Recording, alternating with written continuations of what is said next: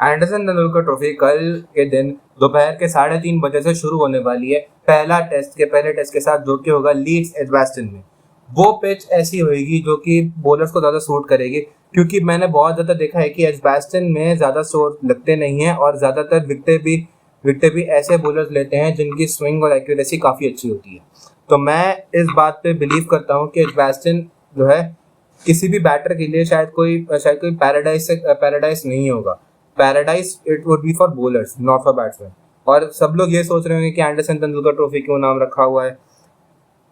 Pataudi trophy हुआ करता था ना नाम इसका, और मैं आपको बता दूं तो पटौदी ट्रॉफी से नाम चेंज होकर एंडरसन तेंदुलकर हो चुका है। पटौदी ट्रॉफी इफ्तिकार अली खान पटौदी और मंसूर अली खान पटौदी के इंडियन क्रिकेट को कॉन्ट्रीब्यूशंस के तौर पर जो है इंग्लैंड सीरीज का नाम पटौदी ट्रॉफी रख दिया गया था। लेकिन जब इंग्लैंड वाले जब इंडिया आते हैं तब वो नाम कुछ और हुआ करता था, और वो नाम मुझे एग्जैक्टली याद नहीं है, पर मुझे पटौदी ट्रॉफी नाम याद है जो कि 2007 से कंटिन्यू होता आ रहा है।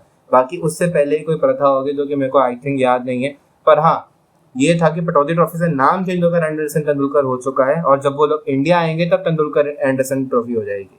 और अभी अगर आपको बता दूं तो पिच ऐसी होएगी, पिच ये आपको दिख रही होगी यहाँ पे मेरे बिल्कुल साइड में, और उसकी फोटो लगी हुई होगी कि भाई पिच कैसी है। वैसे तो मुझे लग रहा है ऐसे है तो ग्रीन टॉप दिख तो मुझे ग्रीन टॉप ही रहा है, लेकिन अगले दिन तक आते आते पिच का कलर हल्का फेड होना शुरू हो जाता है। जब ज्यादातर रोलिंग होती है ना पिच के अंदर, तो फिर वो घास जो है प्रॉपर्ली पिच के अंदर धस जाती है, और वो पिच का कलर जो है ग्रीन से हल्का सा फेड होता जाता है। तो फिर मुझे लगता है कि कल तक आते आते पिच का कलर हल्का सा और फेड होएगा, और फेड होकर थोड़ा सा लिटिल बिट, बहुत ही थोड़ा सा बैट्समैन को फेवर करेगा।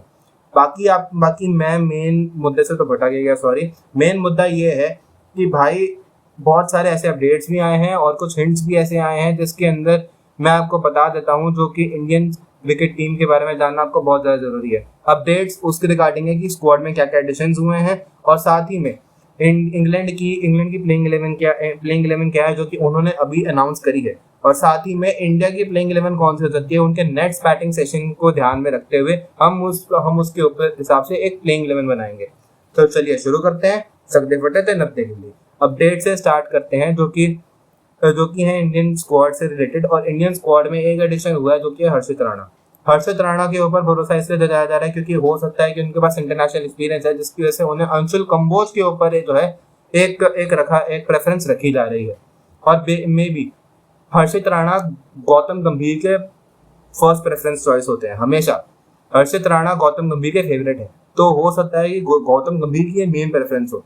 पर यह भी है कि फैक्टर कि हर्षित राणा के पास इंटरनेशनल एक्सपीरियंस काफी अच्छा है, तो हर्षित राणा को अंशुल कंबोज के ऊपर मौका दिया जा रहा है। और बाकी अगर आपको मैं आगे और बताऊं तो वो अपडेट है कि सरफराज खान को उनकी अच्छी परफॉर्मेंस का फल नहीं मिल पा रहा है इंग्लैंड में।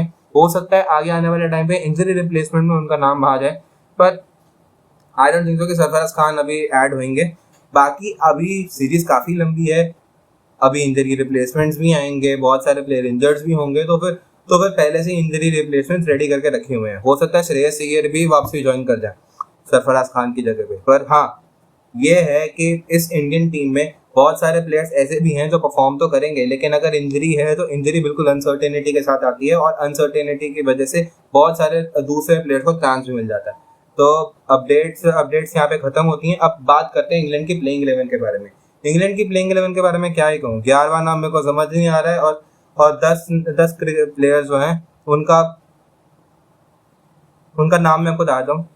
ओपनिंग तो जैक क्रॉली और बेन डकेट ही करेंगे, दैट्स फॉर श्योर, और वो पक्का है, और वो इतने टाइम से चलता आ रहा है।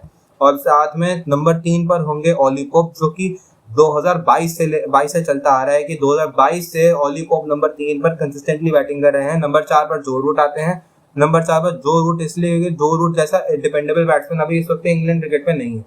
इंग्लैंड क्रिकेट में जो रूट जैसे बैट्समैन जो कि सिंगल डबल लेकर जो है अपना स्ट्राइक रोटेट करने का सिलसिला जारी रखते हैं, और बॉल के हिसाब से खेलते हैं, और उनके पास एबिलिटी ये भी है कि वो फील्ड को भी खेल लेते हैं। तो मुझे लगता है कि जो रूट का परफेक्ट पोजीशन है। बाकी नंबर 5 पर हैरी ब्रूक होंगे, जो कि इस टीम के नए उभरते सितारे हैं, और हैरी ब्रूक जो है काफी बड़े कंटेंडर भी हैं, जो कि आगे आने वाले टाइम में ऑली पोप या फिर बेन स्टोक्स को रिप्लेस करेंगे एज कैप्टन। तो मुझे तो लगता है कि हैरी ब्रूक इस टीम का फ्यूचर है, तो वो लोग उनको कम्प्लीटली बैक कर रहे हैं इंग्लिश कंडीशंस में, और इंग्लिश कंडीशंस में जो रूट और हैरी ब्रूक का रिकॉर्ड काफी अच्छा है, and both are dependable in all the ways. Number 6 पर आते हैं कैप्टन बेन स्टोक्स, और कैप्टन बेन स्टोक्स की एक खासियत है जो कि आप लोगों को मैं बता नहीं सकता, पर हाँ, स्विंगिंग पिचेस पर उनका बॉलिंग एवरेज भी अच्छा है, और साथ ही में वो बैटिंग में इस तरीके से अपनी इंप्रूवमेंट लाते हैं। जब भी ज्यादातर विकेट्स गिर जाते हैं या फिर कुछ ना कुछ होता है ऐसा जिसकी वजह से कोई ना कोई कुछ क्लच परफॉर्मेंसेज आ जाती हैं स्टोक्स की, तो वो ऐसी आती है जिसमें वो आधे टेढ़े शॉट पर भी उनके बैट से इतनी अच्छी ताकत होती है, इतनी अच्छी फील्ड प्लेसमेंट के बावजूद भी वो ऐसी जगह पे छक्के निकालते हैं जो कि बताना आसान नहीं है। आपने हेडिंगली टेस्ट में भी देख रखा है, लॉर्ड्स वाला जो टेस्ट हुआ था 2023 में एशेज का, आपने वो भी देख रखा है। सब जगह ऐसी परफॉर्मेंसेज हमने स्टोक्स की देख रखी हैं कि वो अपने शॉट्स पर कंट्रोल भी रखते हैं, लेकिन जब वो शॉट्स को एग्जीक्यूट करते हैं तो गिर भी जाते हैं। तो बेन स्टोक्स की ये खासियत है। और बाकी नंबर 7 पर मेरे ख्याल से इनके होंगे wicket keeper Jamie Smith. Jamie Smith को ये लोग 2024 से बैक करते आ रहे हैं, और मैं जेमी स्मिथ की परफॉर्मेंसेस देख भी रहा हूँ। जेमी स्मिथ एक बहुत ही प्रॉमिसिंग विकेट कीपर बैट्समैन है, जो कि इंग्लैंड के लिए आगे आने वाले टाइम में काफी बड़े सुपरस्टार भी साबित हो सकते हैं, क्योंकि जॉनी बेस्टो को ड्रॉप कर इन्हें लाया गया था just because of only domestic performances, और उनकी एज भी ऐसी है कि उनको फ्यूचर के लिए रिकमेंड किया जा सके। जेमी स्मिथ ऐसे हैं। बेन फोक्स को ड्रॉप किया गया था, बेस्टो को ड्रॉप किया गया था क्योंकि उनकी परफॉर्मेंसेस कंसिस्टेंटली लो जा रही थी। तो जेमी स्मिथ एक one of the biggest weapon होएगा इनके लिए इतनी इंग्लिश कंडीशन में, क्योंकि वो टॉप ऑफ द बाउंस को बहुत अच्छे से खेलते हैं। उनका टेक्निक जैक रॉली से थोड़ा बहुत मैच करता है। और बाकी इनके 4 बॉलर हैं, Shoaib Bashir, Brydon Carse, Mark विस्वुक्स। मैंने सारे बात करते हैं तो आगे बात करते हैं तो इंडियन टीम की तरह से उनकी बैटिंग लाइनअप कौन सी पक्की हुई है वो आपको बता देता हूँ। बैटिंग लाइनअप में ओपनिंग यशस्वी जायसवाल और केएल राहुल करेंगे, जो कि बीजीटी सीरीज से बताया जा रहा है कि केएल राहुल को एज एन ओपनर बैक किया जा रहा है, और KL Rahul as an opener काफी अच्छा परफॉर्म करते हैं। उनकी एवरेज 50 के आसपास की है। तो आई रिमाइंड यू गाइस कि केएल राहुल एक बहुत ही तगड़े प्लेयर है इंग्लिश कंडीशंस में। इंग्लिश कंडीशंस में उनको अच्छे से अंदाजा है कि उनको कब कवर ड्राइव खेलनी है, कौन सी बॉल किस तरीके से लीव करनी है, and I have seen his performances in 2021 and 2018 because he has performed brilliantly। तो उनके रिकॉर्ड को ध्यान में रखते हुए उनको ओपनिंग की स्लॉट दी जाएगी। और बाकी नंबर 3 पर करुण नायर को प्रेफर किया जा रहा है, क्योंकि नेट्स में करुण नायर ही नंबर 3 पे बैटिंग करने के लिए आ रहे थे। नंबर 4 पर शुभमन गिल आ रहे हैं। उन्होंने रिस्पॉन्सिबिलिटी लेने का ठेका उठाया, और एक्चुअली कैप्टनसी ऑन फील्ड ही नहीं होती है, आपके बैटिंग के टेक्निक और आपके बैटिंग के पोजीशन के हिसाब से भी आपकी रिस्पॉन्सिबिलिटी को ध्यान में रखा जाता है। मे भी शुभमन गिल दोनों वेज में रिस्पॉन्सिबिलिटी लेना चाहते हैं, ऑन द फील्ड भी और बैटिंग में भी। बाकी तो आपकी तक फील्डिंग पे के टाइम पे शुभमन गिल की कैप्टनसी कैसी होगी वो तो तब दिखाया जाएगा, कि आज तक मैंने कभी शुभमन गिल की टेस्ट कैप्टनसी नहीं देखी है, और ना उनको कभी टेस्ट कैप्टन प्रेफर किया गया है, और सडनली उन्हें टेस्ट कैप्टन बना दिया गया है। तो मैं भी देखना चाहूंगा कि शुभमन गिल कैसे खेलेंगे, but I think I should trust him. बाकी नंबर 5 पर होंगे ऋषभ पंत, वाइस कैप्टन है, रिस्पॉन्सिबिलिटी ले रहे हैं, और पिछले कुछ वक्त से नंबर 5 पर वही प्रेफरेबल है। और नंबर 6 पर होंगे नीतीश रेड्डी, जो कि नीतीश रेड्डी मैंने देखा है कि बीजीटी सीरीज से काफी ज्यादा बैक किए जा रहे हैं, और नीतीश रेड्डी की परफॉर्मेंसेस डोमेस्टिक में भी काफी अच्छी रही है। भले ही आईपीएल डाउन रहा हो, लेकिन आईपीएल का टेस्ट से कोई लेना देना नहीं है। आई वॉर्न यू गाइस, आईपीएल और टेस्ट दोनों अलग अलग फॉर्मेट्स है। एक T20 है, एक टेस्ट है। Test cricket is way above T20, और ये आपको विराट कोहली के बातों के थ्रू भी पता चल चुका है कि टेस्ट क्रिकेट की जो अचीवमेंट्स होती हैं, they are way above 5 levels above the IPL. और हाँ, आईपीएल ट्रॉफी से कभी लेगेसी डिफाइन नहीं होती है, हमेशा टेस्ट क्रिकेट के थ्रू ही लेगेसी डिफाइन होती है, तभी ऋषभ पंत को मौके मिलते हैं। और हाँ, नीतीश रेड्डी ने अपना टेस्ट क्रिकेट के थ्रू ही अपना लोहा मनवाया हुआ है, and I think Nitish Reddy is one of the biggest weapons that can make India win this test series. बाकी नंबर 7 पर मैं तो रविंद्र जडेजा प्रेफर करूंगा। रविंद्र जडेजा लग रहा है कि रविंद्र जडेजा ही होंगे नंबर 7 पे बैट्समैन, और हमारे इकलौते स्पिनर।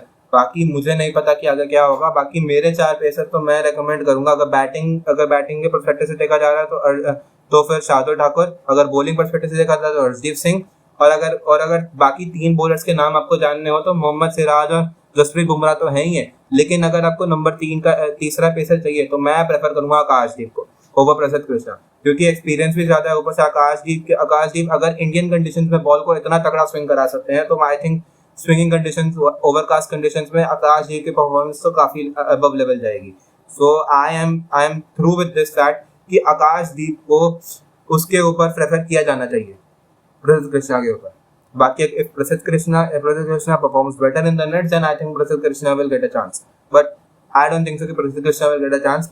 बाकी मुझे तो लगता है कि आकाशदीप प्रेफर करना चाहिए। बाकी क्या आपकी सोच है, क्या आपके विचार हैं, आप कमेंट सेक्शन में जरूर बताएं। एंड हाँ, let's make this youth think that they have to make their own legacy, not to carry the legacy of the legends, because legends are legends and they are youth, and youth can make their own legacy not by defining any other's legacy। और ये बात हमेशा ध्यान में रखनी चाहिए कि youth अपनी अलग लेगेसी बनाएंगे। ये युवा टीम है, ये अपनी अलग लेगेसी बनाकर इंग्लैंड से आएगी। अगर वो हारेगी भी तो एक सीख लेकर आएगी, और क्योंकि वैसे भी युवा है, कहीं ना कहीं तो फिसलेंगे और फिसलने के बाद संभालने के लिए हेड कोचेस की बैकिंग बहुत ज़्यादा ज़रूरी है, और वो बैकिंग हमेशा उन्हें मिलेगी। आई थिंक सो कि इंडिया इस सीरीज़ में काफ़ी अच्छा करेगी, और अगर वो इनएक्सपीरियंस भी है पर उनको हल्के में नहीं लिया जा सकता, because they have performed really well.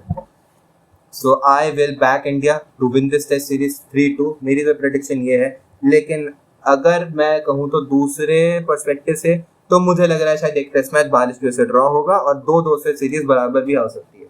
तो I think I will back these 2 results. बाकी आपकी क्या राय है, आप वो भी कमेंट से बता सकते हैं। बाकी thank you for watching the video. आपको अगली वीडियो में मिलूंगा, और कल से बीजेटी के मैं भी अभी तक अटका हुआ हूँ।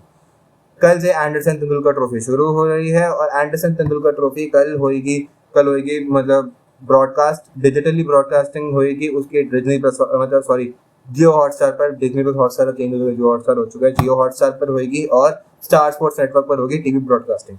सो stay tuned, see you in the next video. जय हिंद, जय भारत।